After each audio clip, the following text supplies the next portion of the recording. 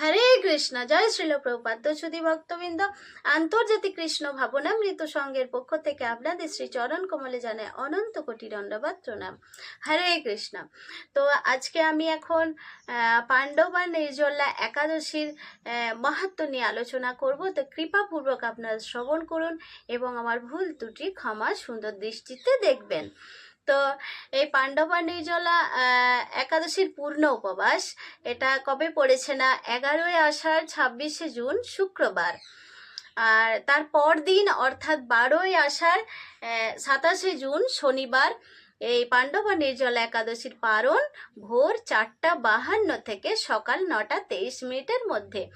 আর এই দিন পানিহাটি চিড়া দধি মহোৎসব। তো কিছু কিছু জায়গায় যে 25শে জুন পালন করা নির্দেশ আছে, কি চেন্নাই, কলম্বো, নাগপুর, হায়দ্রাবাদ, ব্যাঙ্গালোর, ত্রিবাদ্রম, মুম্বাই এবং আহমেদাবাদ, এই সব জায়গাগুলিতে 25শে জুন সকলে পালন করবেন। তো আমি এখন পাণ্ডব আর নির্জলা একাদশীর ব্রত মহত্ব আলোচনা করছি। তো এই যে জ্যৈষ্ঠ মাসের যে শুক্লপক্ষের এই নির্জলা একাদশী ব্রত সম্পর্কে ব্রহ্মবৈবর্ত পুরাণে শ্রী ভীমসেন ব্যাস সংবাদে বর্ণিত হয়েছে।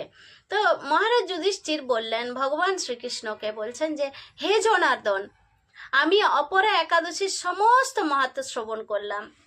তো এখন এই যে জ্যৈষ্ঠ মাসের শুক্লপক্ষের যে একাদশীর নাম ও যে মাহাত্ম্য, তো কৃপাপূর্বক আমার কাছে বর্ণনা করুন, আমি শ্রবণ করতে চাই। তখন তদুত্তরে ভগবান শ্রীকৃষ্ণ বললেন যে এই একাদশীর কথা মহর্ষি ব্যাসদেব বর্ণনা করবেন, কেননা তিনি সর্বশাস্ত্রের অর্থ ও তত্ত্ব পূর্ণরূপে জানেন। তখন মহারাজ যুধিষ্ঠির ব্যাসদেবকে বললেন যে, হে মহর্ষি দ্বৈপায়ন, আমি মানুষের লৌকিক ধর্ম এবং জ্ঞান কাণ্ডের বিষয়ে অনেক শ্রবণ করেছি। তো আপনি যথাযথভাবে ভক্তি বিষয়ে নিয়ে কিছু ধর্ম কথা এখন আমার কাছে বর্ণনা করুন, আমি শুনতে আগ্রহী। তখন শ্রী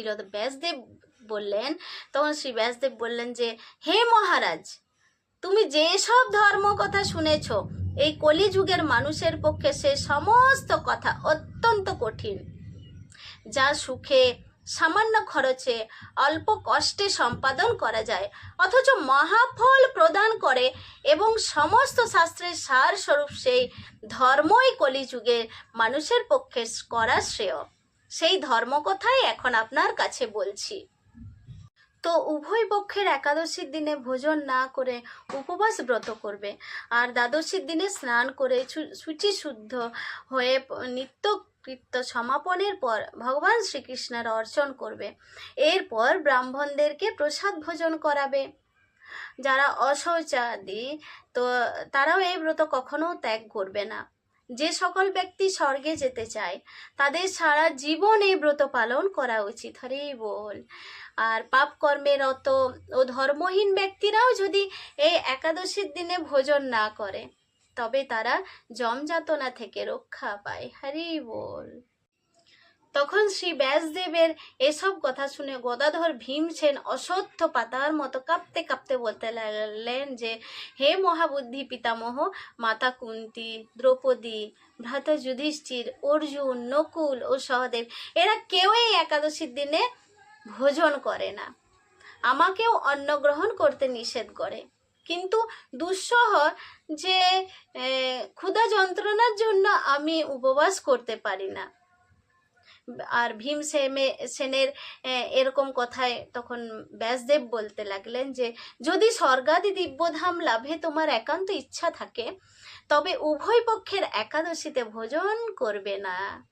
তদুত্তর ভীমসেন আবার বললেন যে, আমার নিবেদন এই যে, উপবাস তো দূরের কথা, দিনে একবার ভোজন করে থাকাও আমার পক্ষে অসম্ভব, কারণ আমার উদরে বৃক নামে অগ্নি রয়েছে।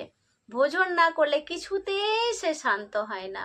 তাই প্রতিটি একাদশী পালনে আমি একেবারেই অপরাগ। হে মহর্ষি, বছরে একটি মাত্র একাদশী পালন করে যাতে আমি দিব্য ধাম লাভ করতে পারি, এরকম কোনো একাদশীর কথা আমাকে নিশ্চয় বলুন। কৃপা করে বলুন। তদুত্তরে তখন ব্যাসদেব বললেন যে এই যে জ্যৈষ্ঠ মাসের শুক্লপক্ষের একাদশী তিথিতে জল পান পর্যন্ত না করে সম্পূর্ণ উপবাস থাকবে, তবে আচমনে দোষ হবে না। ওই দিন অন্নাদি গ্রহণ করলে ব্রত ভঙ্গ হয়। তো এই একাদশীর দিন সূর্যোদয় থেকে দ্বাদশীর দিন সূর্যাস্ত পর্যন্ত জল বর্জন করলে অনায়াসে 12টি একাদশীর ফল লাভ হয়। হরি বল। তো সুধী ভক্তবৃন্দ, আপনারা বুঝতে পারছেন যে 12টা একাদশীর ফল এই পাণ্ডবা নির্জলা একাদশীতে নির্জলভাবে একাদশী অর্থাৎ জল গ্রহণ না করে করলে 12টা একাদশীর ফল এই একটা একাদশীতেই লাভ হবে। তো বছরের অন্যান্য একাদশী পালনে অজান্তে যদি কখনো ব্রত ভঙ্গ হয়ে যায়, তাহলে এই একটি মাত্র একাদশী পালনে সেই সব দোষ দূর হয়। হরি বল। দ্বাদশীর দিনে ব্রহ্ম মুহূর্তে স্নানাদি কার্য সমাপ্ত করে শ্রীহরির পূজা করবে। সদাচারী ব্রাহ্মণদের বস্ত্রাদি দান সহ ভোজন করিয়ে আত্মীয় স্বজন সঙ্গে নিয়ে ভোজন করবে। আর এরূপ একাদশী ব্রত পালনে যে প্রকার পুণ্য সঞ্চিত হয়, এখন তা শ্রবণ করো। তো সারা বছরে সমস্ত একাদশীর ফল এই একটি মাত্র ব্রত উপবাসে লাভ করা যায়। শঙ্খ চক্র গদা পদ্মধারী ভগবান শ্রীকৃষ্ণ আমাকে বলেছেন যে বৈদিক ও লৌকিক সমস্ত ধর্ম পরিত্যাগ করে যারা একমাত্র আমার শরণাপন্ন হয়ে এই নির্জলা একাদশী ব্রত পালন করে তারা সর্বপাপ থেকে মুক্ত হয়। হরি বল। বিশেষত কলিযুগে ধন সম্পদ দানের মাধ্যমে সদ্গতি বা স্মাত সংস্কারের মাধ্যমেও যথার্থ কল্যাণ লাভ হয় না। আর কলিযুগে দ্রব্য শুদ্ধি নেই। কলিতে শাস্ত্রোক্ত সংস্কার বিশুদ্ধ হয় না, তাই বৈদিক ধর্ম কখনো সুসম্পন্ন হতে পারে না। হে ভীমসেন, তোমাকে বহু কথা বলার আর প্রয়োজন কি? তুমি উভয় পক্ষের একাদশীতে ভোজন করবে না। যদি তাতে অসমর্থ হও তবে জ্যৈষ্ঠ মাসের শুক্লপক্ষের একাদশীতে অবশ্যই নির্জলা উপবাস করবে। এই একাদশী ব্রত ধনধান্য ও পুণ্যদায়িনী। যমদূতগণও এই ব্রত পালনকারীকে মৃত্যুর পরও স্পর্শ করতে পারে না। হরি বল। পক্ষান্তরে বিষ্ণুদূতগণ তাকে বিষ্ণুলোকে নিয়ে যায়। হরি বল। তো হে শ্রী ভীমসেন, ওই দিন থেকে নির্জলা একাদশী পালন করতে থাকায় এই একাদশী পাণ্ডব নির্জলা বা ভীমসেনী একাদশী নামে প্রসিদ্ধ হয়েছে। এই নির্জলা একাদশীতে পবিত্র তীর্থে স্নান দান জপ কীর্তন ইত্যাদি যা কিছু মানুষ করে তা অক্ষয় হয়ে যায়। আর যে ব্যক্তি ভক্তি সহকারে এই একাদশীর মাহাত্ম্য পাঠ করে বা শ্রবণ করেন তিনি বৈকুণ্ঠ ধাম প্রাপ্ত হন। হরি বল। হরে কৃষ্ণ।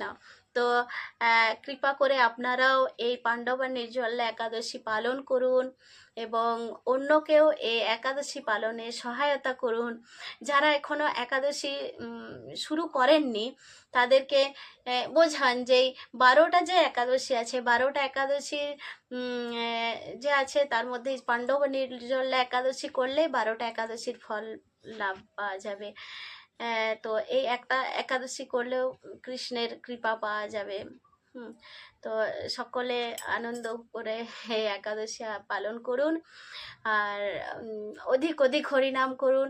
এই দিনে কেন সব দিনেই অধিক হরিনাম করুন। হরে কৃষ্ণ মহামন্ত্র জপ করে নিজেদের জীবনকে আনন্দময় সুখময় করে তুলুন। হরে কৃষ্ণ কৃষ্ণ কৃষ্ণ হরে হরে, হরে রাম রাম রাম হরে হরে। পাণ্ডব নির্জলা একাদশীর মাহাত্ম্য কি যায়। জগৎ গুরু শিল প্রভুপাদ কি যায়। পতিত পাবন জয় পতাকা গুরু महाराज की जय। अनंत कोटि वैष्णव भक्त वृंद की जय। निताई गौर प्रेमानंदे। हरि हरि बोल।